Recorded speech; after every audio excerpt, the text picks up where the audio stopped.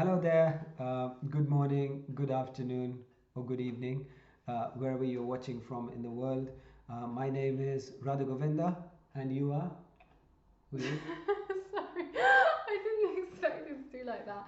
My name is Kishori Yogini, And and so we're both yoga teachers. I did my yoga training at Govardhan Eco Village, as some of you might have, and she did hers New Govardhan, Australia. in Australia, like that. So we're just here to share a few things about the yoga of marriage with you today, as we've been asked to.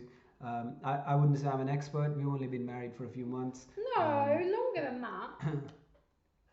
almost a year, Almost but a it's still a year. few months. Yeah. So we're new to this, Mm. but we're learning a lot of things Mm. as all of us do. But at the same time, we've been practicing the path of bhakti yoga for quite a while. Mm. I wouldn't say I'm an expert, but I was a monk for about 10 years. He's very And proud of that. then, yeah, it's a It's good thing to amazing. be a It monk. is. It is a It good is. thing to be It a really monk. is. I'm not proud of it, but I'm glad I did that. I was a monk for about 10 years, and I've been practicing bhakti yoga for about 12, no, 15 years. And she's been doing it for a while as well. So we feel we have something to share with you. Mm. Whatever use that may be for you, we don't know, but hopefully some of what we say today will be of some use. And even if there's a little bit that you can take from this talk, then we'll be very grateful and we'll be very happy and thankful. And I'll consider that my years of monk life and practice of yoga and sharing this wisdom was at least a little bit worth it, isn't it? It is. So what's very interesting, let's start off. We're speaking about the yoga of marriage. Yeah. And what's very interesting is that uh, everything in life is actually there to help you connect. Mm. Okay, yoga Means to connect, right? yoga means to connect, and all yoga practices that we follow or we see around the world is there to help us make this connection. And it's not an ordinary connection, it's a spiritual connection. Okay, it's all about a spiritual connection. And in fact, the path of yoga emphasizes that life is more than just the normal day-to-day things that we see, and it's all about a spiritual connection. In fact, if you read the Yoga Sutras of Patanjali, one of the first verses is that Yoga Chitta Vritti Nirodha. Chitta means the mind, or sometimes it's translated as the consciousness or the soul, different things. In this case, it means mind. And Vritti means fluctuations, and Nirodha means to stop. So the purpose of yoga is to help us stop the fluctuations of the mind, isn't it? The mind is very turbulent. I think we all have this experience. Do you think your mind is turbulent? Definitely. And I remember when I first heard the concept that I'm something separate from my mind. And when I first heard that concept, it just totally blew me away. And I was like, wow, I'm so happy that I'm not this mind, because my mind is hella crazy. So I was like, I am so happy that I'm not my mind. Thank God. It was like a revelation. It is such a relief. Yeah. Like, imagine you were the mind. That's That's heavy. That's heavy stuff. It's heavy stuff. So the thing is, yoga tells us that we are not the mind, we are spiritual beings.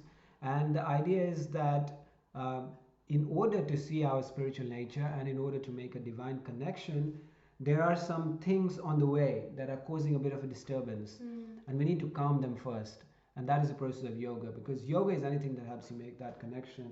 So one of the analogies that is given in the Yoga Sutras is that imagine that there is a lake. Oh, I Okay. like this one. You like this one, don't Yeah.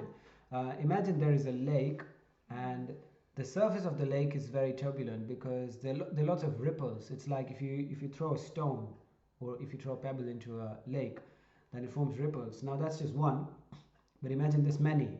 Okay, there's this unlimited number of pebbles being thrown into the lake, and there's just ripples and ripples, and the ripples interfere with one another and cause bigger ripples and things like that. It's always happening. And if this is the case, then we're not able to see what's at the bottom of the lake. It's not clear because there's too many ripples. So the idea is that if we can somehow stop this rippling, I don't know if that's a word, but if we can stop this, it is a word. If we can stop this rippling on the surface and the surface becomes calm, then we can see what's underneath. We can see what's underneath if the turbulence stops. So all these stones and pebbles that are being thrown into the lake of the mind are like our different thoughts and our different Desires. desires and so many different things in our life that cause turbulence. And yoga is a process to stop this turbulence because it helps us to see what's underneath, okay? And it helps us make this spiritual connection. So we're not the mind, and we're not God, or as Patanjali Muni explains in the Yoga Sutras, Ishvara. And Ishvara Pranidhan is one of those necessary, very important paths that everybody should follow. So we're not God, we're spiritual beings, but we can't see the connection. And to help establish this connection, we need to make the lake of the mind peaceful. And that is the process of yoga. So marriage is also, believe it or not, marriage is also a form of yoga because it helps you achieve that, isn't it? Did you think of it like that? Yeah, it's nice how you were saying how yoga is to kind of calm the ripples of the mind so that you can see clearly, and so that you can see clearly what is really the purpose of life and what is truly going to make me happy. And I think that once those ripples are calmed by the process of yoga, then it really truly does help us to see what is important, what is the most important thing. Yeah, because we get caught up in the small things. Get caught up in the mind. Yeah. We get caught up in the turbulence of so many things. So it's good to go down the yoga route. Okay. Now marriage is also yoga, like I said. Yeah. And the purpose of marriage in a yogic marriage is not indiscriminate enjoyment. Okay. It means like free enjoyment. Is that what you mean?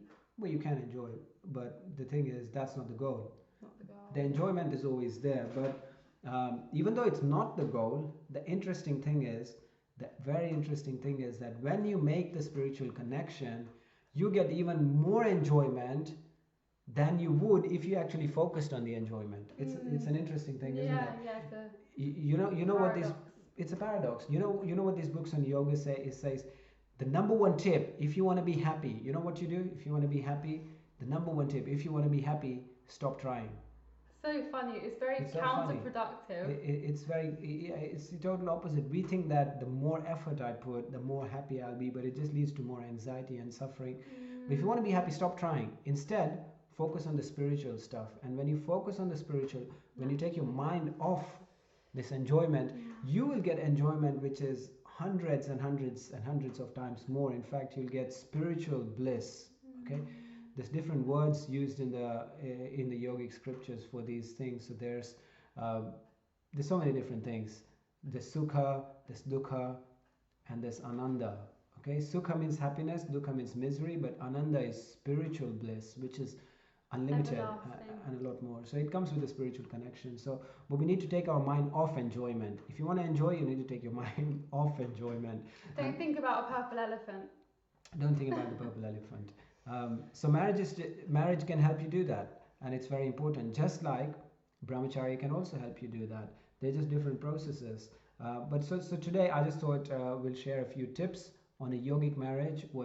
Having the right few things, 3 things actually, which we'll share with you, and having the right form of these 3 things can really help you have a very, very productive, spiritual, and happy marriage, and yogic marriage. And can I just say, I feel like this is really for anyone who is thinking about getting married in the future, who is already married, and even for someone who isn't planning to get married. I still feel like these points are kind of universal, and they're really helpful in any relationship, like in friendships, in mother-daughter, brother-sister, whatever. I think these points are actually universal, and they can be applied with all aspects of life. Yeah, definitely. So let's go through that without further ado. We don't want to make this too long of a session for you. We'll try and finish it in 20 minutes. And you got notepad and pen, you have it handy, or your phone. Yes. To make notes or not. Yes, and I have my notepad and pen where I got all my notes down. So actually, it's a notepad on a computer, and it's a virtual pen, as they say. Okay, so the first thing, there's 3 things we need to understand. Okay, let me tell you in brief. First is having the right mindset. Second is having the right understanding. And third is having the right practice. Now these look like very simple things, but stick with me. There's a lot of interesting detail that is packed into these 3 things. So first of all, having the right mindset. Okay. Now this is something very interesting you would like to know, or you may not like to know, but I'm going to tell you anyway because you're here listening to this talk. First of all, the first thing is that marriage is not meant to make you happy. That's not that's not what marriage is there for. Marriage, the purpose of marriage is not to make you happy. The purpose It's of not to make you marriage, sad either. it's not to make you sad either. The purpose of marriage, you know what? The purpose of marriage is to get you married. That's that's what the purpose of a marriage Get is. yourself married. Purpose of a marriage is to get yourself married, and it is to give you an environment, and if you give it is to give you the care and the support system that you need, whether it's physically, emotionally, spiritual. It's to provide you that environment. So within that environment, now that you're safe and now you're situated properly, now you have the right resources to find your own happiness. Okay, because what happens is sometimes we think that now I'm married, I had so many problems in my life, now I'm married, now I should be happy. And then it doesn't happen. And then you think, oh, there's something wrong with my marriage, because if my marriage was okay, then I would be happy. Maybe there's something wrong with my partner. Maybe there's something wrong in whatever it may be. But the thing is, that's not what the purpose of marriage is. You are still responsible for your happiness. Marriage is not meant to fix that problem for you. Marriage is not an ultimate solution to all pre-marriage problems. Okay, it's not a quick fix, or it's not a fix. Marriage is not a fix. Marriage is just giving you the support and the environment and the help to find your own happiness through that. So that is the right mindset we should have when we go into a marriage, isn't it? Yeah, and also just to add to that you're not responsible for your partner's happiness either, because I know I kind of fell into this trap, and I was feeling like if he's not happy, which I never am, I'm like, oh my god, it wasn't me. I didn't put enough salt in the vegetables, or maybe it's because I woke him up accidentally last night when I had to go and pee, or whatever. Maybe the pancakes were really puffed up. Maybe my chapatis weren't round, or whatever. I'm joking. But I was thinking that if he was not fully happy all the time, or even didn't look happy all the time, which he has like a resting kind of, resting face. Yeah. And and then I actually had to come to that realization that actually no, like his happiness isn't my responsibility, and just because he isn't top of the world all the time doesn't mean there's something wrong with me. And actually that was quite a strong realization, or quite a strong, it was just a learning curve. Yeah. So your happiness is still your responsibility. Right. I found a really good quote by, I think it was C.S. Lewis, and generally people say things like, I will look after you if you look after me. But an interesting thing that C.S. Lewis mentioned is that I will look after me for you. I love that. Yeah. If you will look after you for me. And that's very important, that we take responsibility for our own happiness, because then we're not placing the burden of our happiness on our partner, and because that never goes down well. Okay, so yes, very, very important couple of points here. Have the right mindset. Marriage is not meant to make you happy. It's just meant to give you a safe, secure environment where you have the love and care, where you can go and find your real happiness. Your partner is not responsible for your happiness. You are still responsible for your happiness. And marriage is not a fix to all your pre-marriage problems. It's not going to fix, but now you have an environment where you can work with it. And obviously, like we spoke, it is the spiritual things that if you implement in your marriage, which will actually give you long-term happiness, and which is actually the goal of yoga. And like we were saying, the goal of a marriage, especially a yogic marriage, is not enjoyment. The goal is spiritual. It's making that spiritual connection. But when we make the spiritual connection, when we're working towards the spiritual connection, that's when we actually get happiness and enjoyment that is millions of times more, because the nature of ananda, as explained in the Yoga Sutras, is much, much higher than the nature of sukha that we get from temporary material things. And also, I just want to add that just because it may not be my sole responsibility to make him happy, or vice versa, but it doesn't mean you don't support and help each other. But it's just that full burden isn't on you, and you can understand each other as individuals, and independent and codependent both, but Yeah. You know, it's not that we can't support each other, but it's just that it's not our. Yeah, It's not my sole responsibility. Yeah, it's not that I just say, that's your responsibility. You deal with it. Sometimes. No. Yeah. Yeah, like that. Okay, so that was point number one. Okay, point number two. This is also very, very interesting. This is good stuff, guys. Seriously. It's good stuff. This is coming from places that you can't imagine.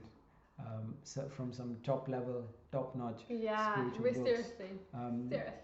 So second thing is having the right understanding. Now, when I say right understanding, I'm talking about understanding of love within marriage, and usually love goes through phases. Go on. Can I just say one thing? Sorry to interrupt. You said a lot of things, but you can say one more thing. No, because it just popped into my mind, like, what is our understanding of love? Yeah. And what is our understanding of marriage? And what is it based on, right? Is it based on the Disney movies we grew up watching? Is it based on these, like, fairy tales, these, like, TV shows? Honestly, like, a lot of the times, we have this conception, like, we have this idea that marriage or that love is, like, always this romantic, picture perfect or drama filled or whatever it is that actually sometimes the media may show us, or what movies may show us, or novels may show us.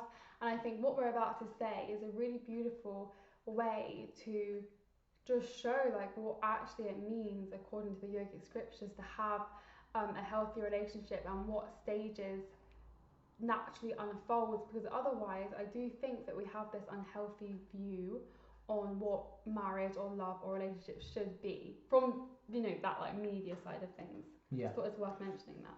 Definitely, thank you. So let's go through this quickly. We're already past 16 minutes, and we want to try and finish in the next 10 minutes. So let's go through this pretty fast. So there are love goes through different phases. And if you ever, if you played those Mario games, Mario Brothers, and Mario the plumber, and then he wins. When you finish one stage, you go to the next stage. When you finish one stage, you go to the next stage, like that. You go from 1 to 3 to 4. So love also goes through different stages. And sometimes what happens is when the nature of our love changes over time, which it is bound to, we think that there's something wrong with the relationship, and we try to go back to try and rekindle that type of love. But no, that's not the case. The thing is, you just moved on to the next stage, and you should consider love from a different understanding. So here are the 4 different stages of love that is mentioned. The first stage of love is said to be craving love. Okay, and this is like initial, like infatuation. Yeah, boy meets girl, infatuation. Boy meets girl. It's very emotional. It can be very physical too, and it's maybe obsessive a little bit. Obsessive, like consuming. Can be. You kind of think about them all day. You kind of send them. Like, why isn't your reply to my WhatsApp? It's already been 2 minutes. Yeah, and it's all the ticks have gone green or blue. What do they go? They go blue, isn't it? The ticks have gone blue, and she hasn't replied, or he hasn't. What's going on? So it's kind of craving love. Okay, so the 4 C's of love. Okay, this is the first C, the craving love. Funny enough, this type of craving love doesn't really last very, very long. Once you're married, it's about 2 weeks. I don't know. Sorry. It could be 2 weeks, it could be 2 months, it could be 6 months, it could be a year. And after sharing day and night, especially in lockdown with the same partner, we got married and it was straight into lockdown, like lockdown. We've been locked down for we got married in the lockdown. We got married in the lockdown. We lived separately, came together. Now we're locked in. Yeah, we're locked in. So craving love kind of goes away fast, and then you think, hang on, there's something wrong. Am I with the wrong partner? Am I not? I don't have that same I don't have the same craving anymore. Well, what's only happened, my dear friends, is that you moved on from craving love to companionship love. You leveled up. You leveled up. So you're on stage 2 now. It's companionship love. Okay. So companionship love means you're good friends. Okay. You share time with each other. You have your meals. You watch movies together. You do yoga together. You do your spiritual practices together, and you're good companions to each other on a journey. Like if you were on a train, okay, which a train journey which is about 8 hours long or something. Like in India, a really long train. Like in India, long train journeys. In America, in England, where we are, it's not so long. 8 hours. You could be anywhere across the country. So in a long train journey, if you were to sit with, if you had a companion on the train journey, you don't want to get bored. You don't really want a boring companion. Okay, so it's companionship love is when your craving love matures into companionship love, and It's you're really good friendship. friends with You're a each other, good and team as well. you're a good team, and you help each other out. You do fun things together. Okay, so that's Yeah. companionship love. Number three. Okay, after a while. Companionship also changes. Now interesting thing to notice is that all of these four things may coexist at the same Yeah. time. Generally it progresses, but some aspects of each of them will also remain. The third stage is a caring love. Caring love is a sort of like a selfless Yeah. service. When somebody's sick, you look after them. Well, somebody, your partner, in health and sickness. When you have money, you love your partner. When you don't have money, you still love your So partner. through all the ups and downs and Through all the roundabouts, that caring aspect is there. So Yeah. it's like moved on from kind of like friendship to actually, do you know what, caring for that person and being mindful of their needs and all Yeah. that kind of stuff. No matter what happens, because life can be unpredictable sometimes. Yeah.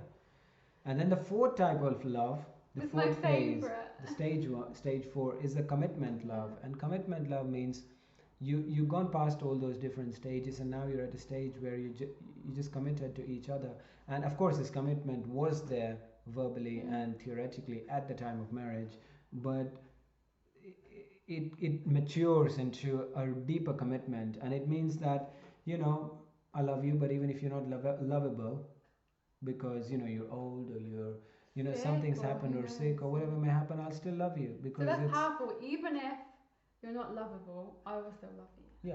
yeah, that's the idea. And it is important, because only when you come to this unconditional stage of love, that's when you experience real deep connection and deep love. Craving love is a lot external. Companionship, you're going a little bit deeper. Caring a little bit deeper. But commitment love, when you're committed to your partner in that loving relationship, that's when your experience of real deep love comes. Now, all these four may coexist at the same time, like I Yeah. said, but in the initial stages, the craving love is the highest, and in the later stages, the commitment love is the highest. So having the right understanding of love, having the right understanding of marriage is also very, very important. So the first thing we looked at was having the right mindset towards marriage. It's not there to make you happy, it's there to get you married and to give you an environment where you'll find your happiness, and hopefully you'll do it through a spiritual practice, because that'll give you long lasting happiness. And the second one we looked at was having the right understanding of marriage and love, and how love goes through different phases, from craving to companionship to caring to commitment. And then, like that, we can really experience different stages of love and support each other in our spiritual practices, in our yoga practice, right, throughout all these And four just stages. because that craving love maybe isn't there anymore, 10, 20 down the 10 or 20 years down the line, it doesn't necessarily mean that my marriage isn't working anymore. And I Yeah. think that's a really important point, because it just naturally goes through. I like to think of it as seasons, and it naturally goes through these different seasons of love, and it's normal. So we don't need to have to force a craving love that's no longer there, because that's okay. Yeah. Nature's way. Definitely. And we want to try and finish in the next 3 minutes, Right. Oh or my 4 minutes God. at most. And we're going to move on to point number 3, which is Right. having the right practice. Okay. Now remember, we spoke about a yogic marriage. We don't want to have a marriage that is just based on like temporal sense and sensual enjoyment, because that's not what we're here for. We're here for a yogic marriage which has happiness, which is millions of times higher, and it only comes if you take your mind off the temporal enjoyment and focus more on the permanent spiritual enjoyment. A yogic marriage has a goal, and it is a conscious marriage. Okay. And if you have a goal, then we need to work towards it, and to work towards it you need a practice, and a practice means it's something you do every day. Right. And it is very important to have a practice that you have every day. And this is something I'm talking about that is on top of your yoga practice. You may be doing yoga every day, if you're a yoga teacher, which you may as well be if you're watching this video. But yeah, if that's another thing. But apart from that, we need to have a spiritual meditation as well, a spiritual practice that we should follow every day, because this can really help us in our long-term goals. Okay. So like that was an important, interesting thing you said about marriage is a meditation. What's that? Yeah, I know, I love that. I was hearing how marriage is like a meditation, and just like how when we meditate, whether it's mindful meditation, whether it's mantra meditation, whatever it is, whenever the mind starts to wander, we gently bring the mind back. And marriage is like that. So when the mind starts to wander, we bring it back. When the mind wanders, bring it back. The mind can go so many places. It may go here, it may go there, it may think, I want this, I don't want that. But actually, marriage is a meditation. It really is. And when the mind wanders, you bring it back to the truth. You bring it back to source. You bring it back to love. You bring it back to your vows, right? So it's like you're always having to bring the mind gently back. Like, no mind, it's okay, come back. So like that, marriage is like a meditation. Definitely. So that's very, very important. So what about the practice? Okay. So we need to bring our mind back to our spiritual practice, and that's very, very important. So the point I'm saying is, let's make it practical. If you're if every day, whatever time you wake up, I suggest you wake up half an hour before that, or an hour, or whatever time you want to dedicate to your spiritual practice, and then do something spiritual. And this something spiritual is also important that you do this every day. It's regular and it's consistent, because unless we do it every day, it's difficult to make progress. If we do it one day, we don't do it for a couple of weeks. Of course, it's all good, but at the same time, if we keep it consistent, then it will help a lot. So for example, you could wake up half an hour early and you do 10 minutes of meditation, whether it's mindfulness, whether it's mantra meditation, whether it's japa meditation on beads, or whatever form of meditation you do. It's very important that we stick to it consistently every day. So whether it's 10 minutes of that, you can do 10 minutes of kirtan.